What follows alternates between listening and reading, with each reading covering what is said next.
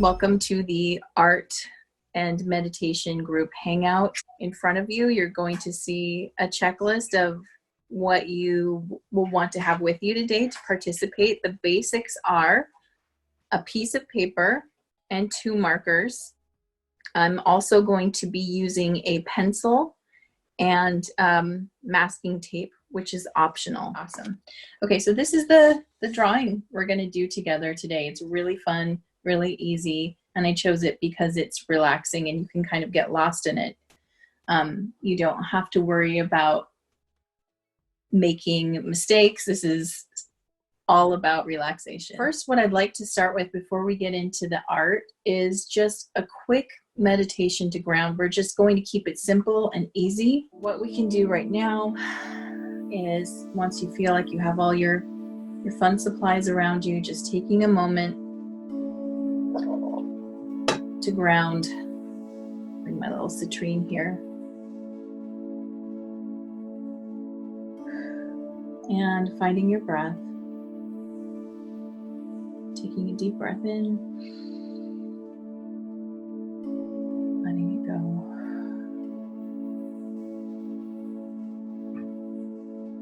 And to start, we're just going to notice our body, just doing a present moment body check-in, starting with the top of our head. And without concentrating too much on any area, letting the awareness travel down our body as we scan down, all the way down to our neck and shoulders, midsection and back, down to our hips, our legs. Just checking in with the body all the way down to the feet. Taking a few more deep breaths in through the nose, out through the mouth, in through the nose, out through the mouth, and one more time, in through the nose, and out through the mouth. Now we're going to imagine a beautiful ball of sunlight above our head. And as we gently place our awareness on this sunlight, we feel it streaming into our body, almost like it's pouring into us. Without effort on our part, the light fills us up, starting with our feet. Gently, easily, without effort, filling our body with light. We can feel the warm sensation as the light fills up our legs. Beautiful sunlight filling up our body all the way up to our thighs, up to our hips, filling our stomachs.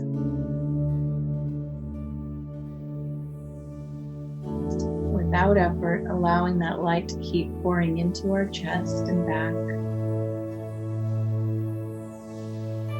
as it gently fills all the way up, flowing down to our arms and hands, our throats, filling up our heads all the way to the top.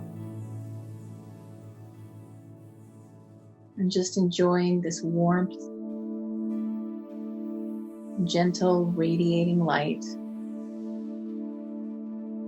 helping us to feel calm, present, and connected. And now, if you'd like, you can call in your team in spirit and ask them to join you now as you make some art, helping you express yourself on a soul level, enjoying this relaxing time together with friends.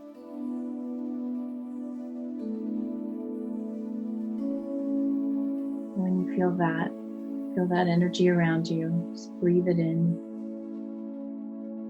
And allow it to move from your head to your heart, all the way across your arms and into your hands. Beautiful. Okay. So again, I'm going to show you this process. Do what feels good to you. This is more about being together and spending our energy focusing on our creativity. So I want to show you how I like to do it. So here I have, just for the sake of this, you being able to see it easily, I'm using, this is a block of watercolor paper in an 8x8 size. You do not need to use watercolor paper. Even printer paper works for this. So whatever you have or want to use is perfect.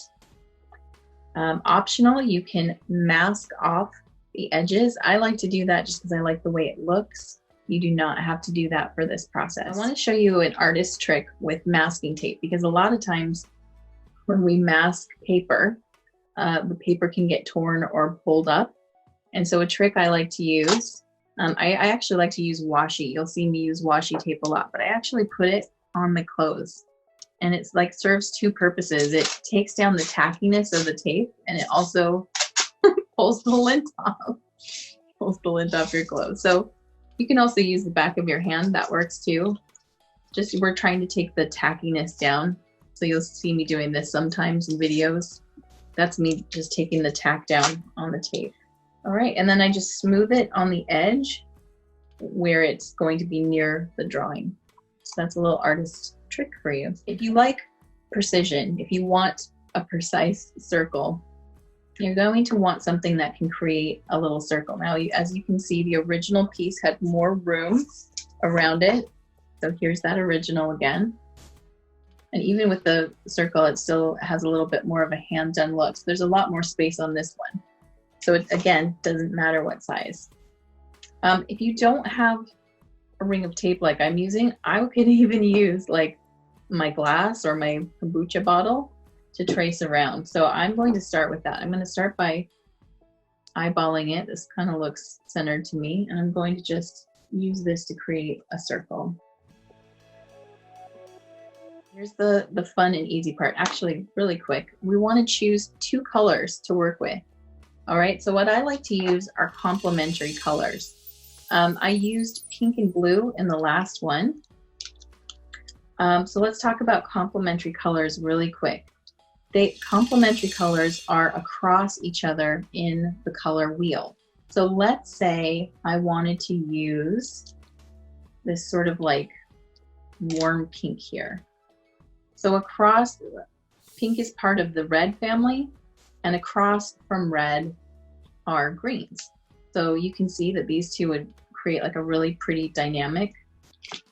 I think what I'm going to use today, I want to do like a blue, and I really like this orange color today. So blue and orange are across each other.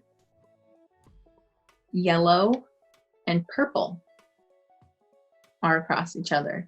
Grass green and purpley pink, that's perfect. Let's see. So let me go down the color wheel to help you. So we've got reds and greens are across from each other. Blues and oranges are across from each other. Purple, and I don't really have one, but here's a gold. Purples and yellows are across from each other. And that basically covers the wheel. So you don't have to do that. It's just they tend to make each other pop out when you do. So these are the colors I'm going to use on this one today. So I want you to pick which one, and it again doesn't matter which one's going to be dominant, which one's going to be most of the drawing, which one's going to be the color that peeks out through the background. For me, I'm going to use the blue as my dominant color, and I'm going to use this cool fiery orangey color as my background. So for those who want to use a pencil, I'm doing this to show you how to do the line. You can do this with a pencil or without. So here's what I'm going to do. I am now that I have my circle, the first thing I'm going to do are make these little notches, like an inch apart or so around the circle, because I want to create like a little frame around the circle, and these notches will help me kind of keep things spaced together. So I'm just eyeballing this. They're about an inch or more or less around the frame. And this is where you can like really have fun and create individuality. I'm kind of doing this like little scallop. So I'm using the little notches to kind of help me do a section. So I'm not trying to like hurry. I'm taking my time and I'm using a scallop. Do you have to? Nope. You could do like cool, another like line. You'd like something more like nautical looking. And as you can see, I've already like made different size scallops. I kind of like that. To have fun with this. And I'm using my pencil at this point. For me, pencil is less commitment. So if I do something, if I were to start making these and I didn't like it, you can easily erase the pencil. Whereas when you do it with a marker, you're kind of hanging out with your first choice. So that's why I like to bring my pencil with me.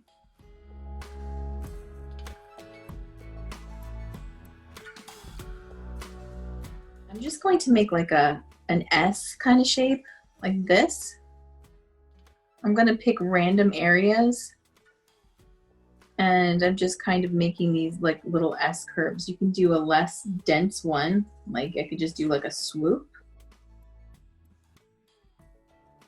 And I'm just starting, I'm creating 4 right now just to kind of give me like a reference. And then once you draw your little squiggle line here, the next step you can do is just, again, about an inch apart, you make these little dots on these lines, like roughly an inch apart.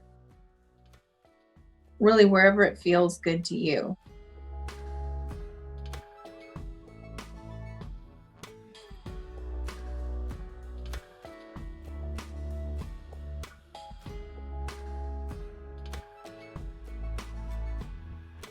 I'm just going to take my blue marker now and just start marking in what I've made.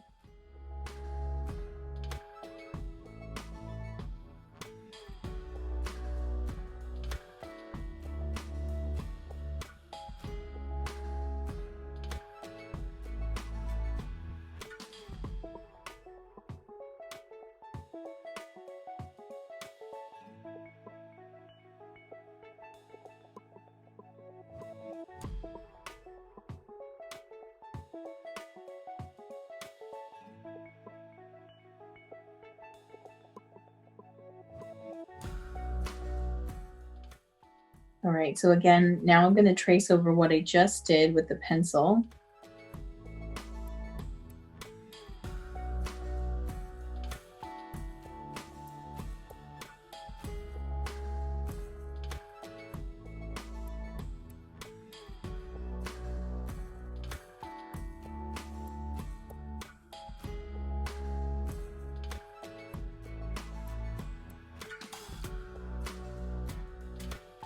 So from here, we're just going to, so we're using our frame as a point of reference so that you can think of like this is the first point and this is the second point, right? So we've got these points right here and these like 1-inch spaces. So between our points, all we're going to do is start drawing little lines off of them, kind of like the little sliver. Kind of looks like a bud, like of a flower, or a leaf pattern. All I'm doing is gently taking point A to point B, and I'm doing a little curve off the line. And then I'm going to do the same thing here at the next point. So now I've got point A here and point B, and it's the same thing where I'm just gently kind of making lines that curve off of these first 2 points. Look, I could go like crazy on one side and just really blow it out and leave it kind of flatter on the other. You can mix up and vary the shapes. Same here. Now this is point A and this point over here is point B.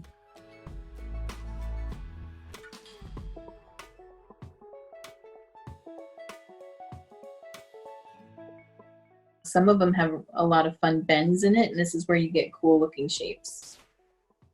You're just finding point A and point B.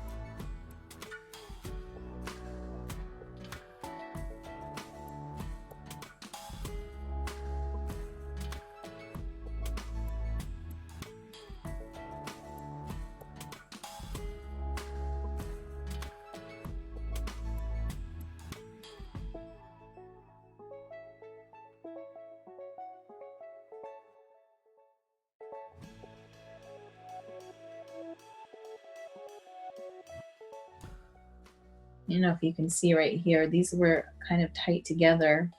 What I did is, instead of overlapping lines, I draw from the edge of the previous line. So it's almost like it's going under visually.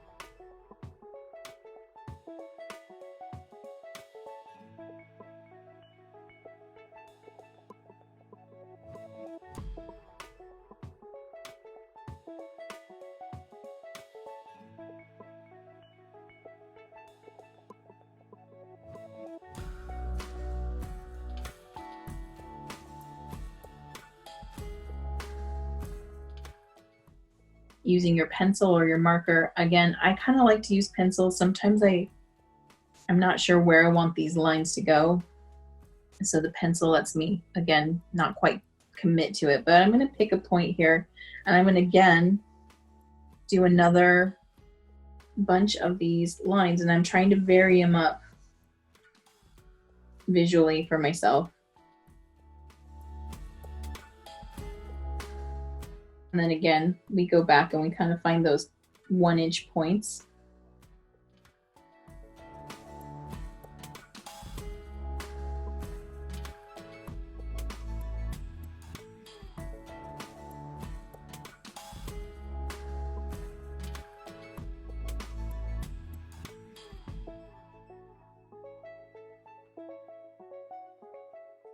And this is where things should or will start to get crowded. You'll start to run into other little shapes you've made, and this is where we just try to imagine we're going underneath it. So instead of trying to draw over it, we draw into that other line, like I did right here. I'll do it again just so you can watch that. So I'm drawing all the way up to it, and then I'm just imagining I passed underneath it.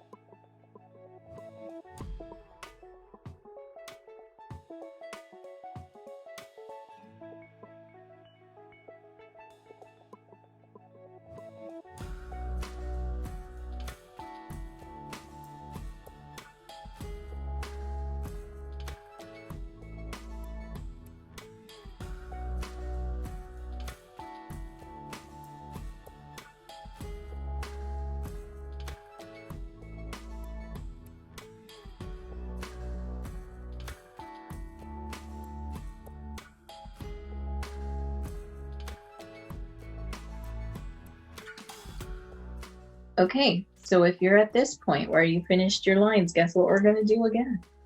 You guessed right. Now this is where we get to have a little bit of fun, where line variation starts to come in. So if you had a pocket like this one here, this is where you could play with creating a line that goes maybe between the two, like I just did here.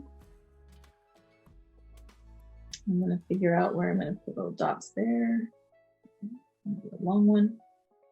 I like to use these little intersection points to start a new line.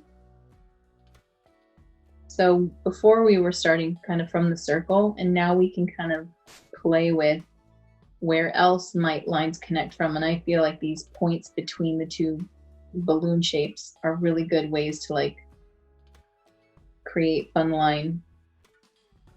And just to create variation, I try to imagine them maybe connecting to each other, going off the page in a totally different direction. You can continue to pull from the center as well. That works too.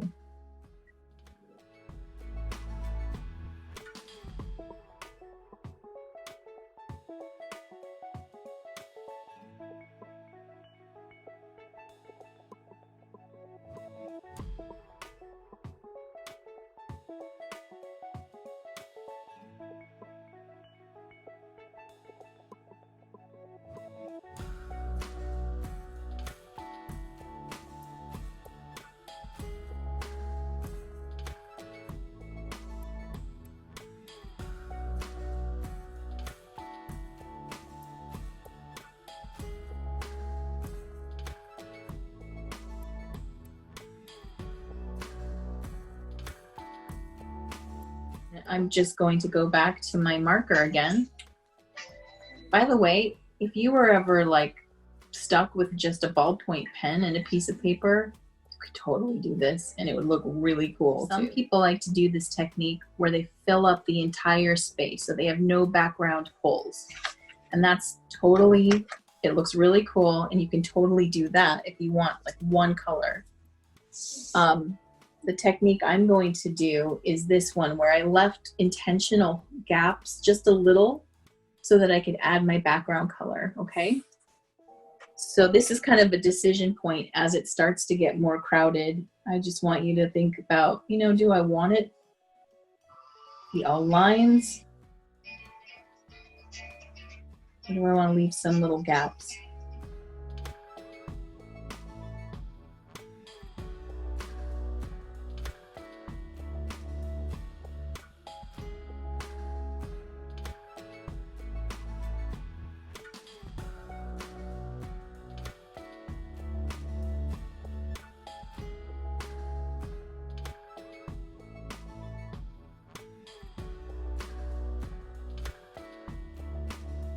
Like this one right here, this little space, I would, it feels like too much of a gap for me personally. So what I'm going to do is I'm just going to find a point like this point right here, and I'm just going to make a balloon shape in this little hole. And again, I'm going under my previous drawings, and now I like the gaps that I have there. Those feel better to me. So when you see something like that, that's a great way to like, you can easily fill it in by just, you know, picking a point between two and just starting a little extra shape.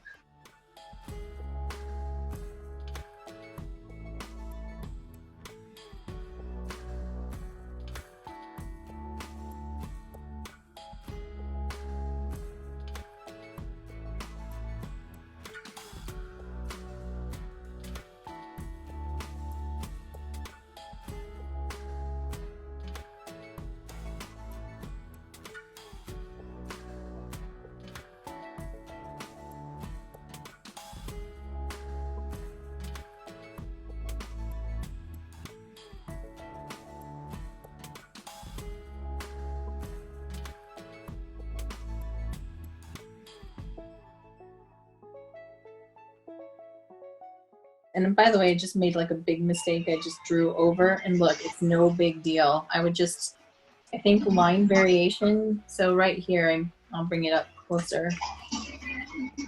little mistake there. I just made the line thicker, and I think it looks really cool.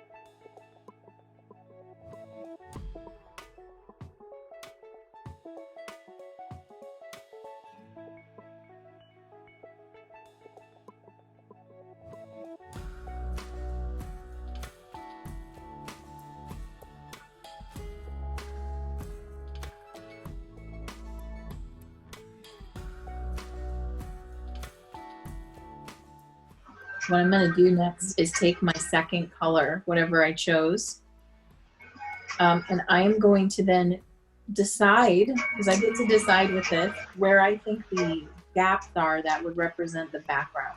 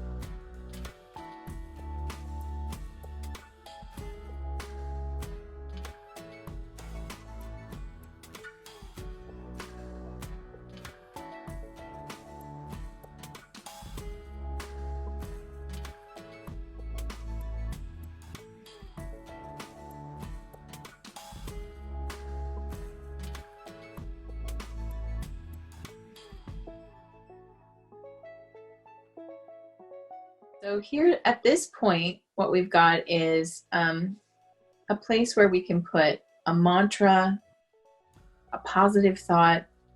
Here's what I like to do. I like to, again, kind of talking to my team and feeling into this moment, my present moment, hanging out with lovely people, getting to do art together, and looking at the illustration I've created. The message that comes through to me is we are all connected. Now, if a different message came through for you, that's exactly what I want you to get. And what I'm going to do is write this in here. Now, I am not a calligraphy artist or good at font necessarily, so I'm going to use my pencil to do this. If you are good with lettering, this is going to be your jam. For me, this is a little difficult. But it's not about perfect, it's about present. So yeah, I got to think about, I might use my pen to help me create like soft line. This is how I would do that. Without a ruler nearby, I would grab something like my pen and I would make a soft line.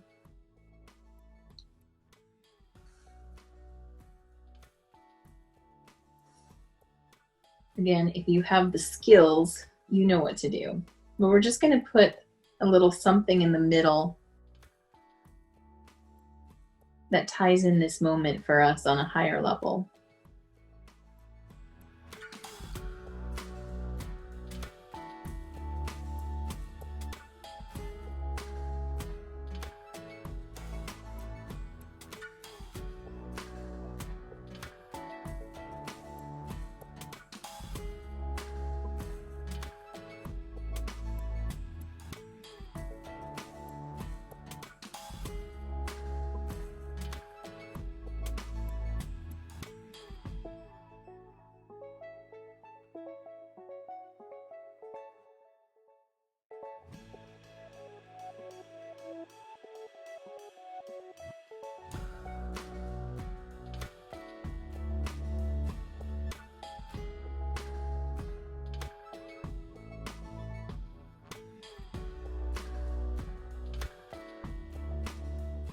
So something like that. And if you use pencil like I did, you can just kind of gently go in there and start erasing the marks. Lesson I've learned with pencils and markers is that you've got to let the marker dry before you start erasing. I can't tell you how many times I've smudged ink because I got too anxious to get rid of the pencil mark.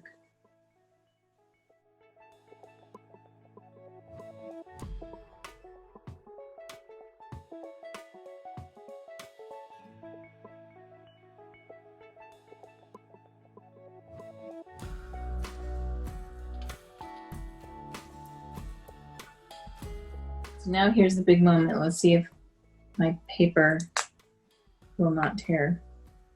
But if you put tape down like I did, this is one of the most satisfying parts. Is even almost more satisfying than drawing. Not quite, but almost, is taking that tape off.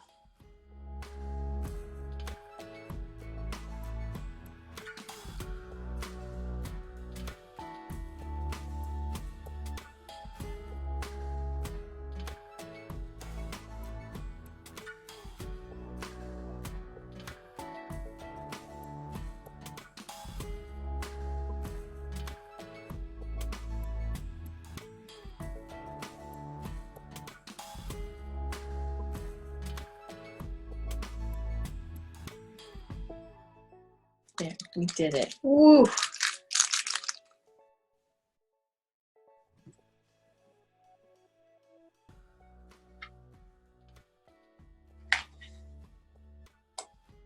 There you go. If you're not a letter person and you're like, I can't, I don't want to ruin what I just did with my lettering, you can leave that space open. You could cut a hole out. You could use it like a picture frame or put like the reverse behind it would look really cool. So imagine doing a second sheet, and instead of doing like I did blue lines, maybe I would do it with the orange and then put the blue in the background. cut a hole out in the center and have that behind it, and that will look really cool too. There's so many ways that you can use this again and again. And just by changing the color combo, I mean, look at how different those look from one another. And it's really satisfying pattern art. Thank you. All right, so thank you for being here with me. Thank you for making the time to hang out with me. I hope that you feel relaxed. That's my intention with this, and just to hang out with you. Thank you for watching. Subscribe now and hit the notification bell so that you know the next time I release a new video. Until then, stay magical.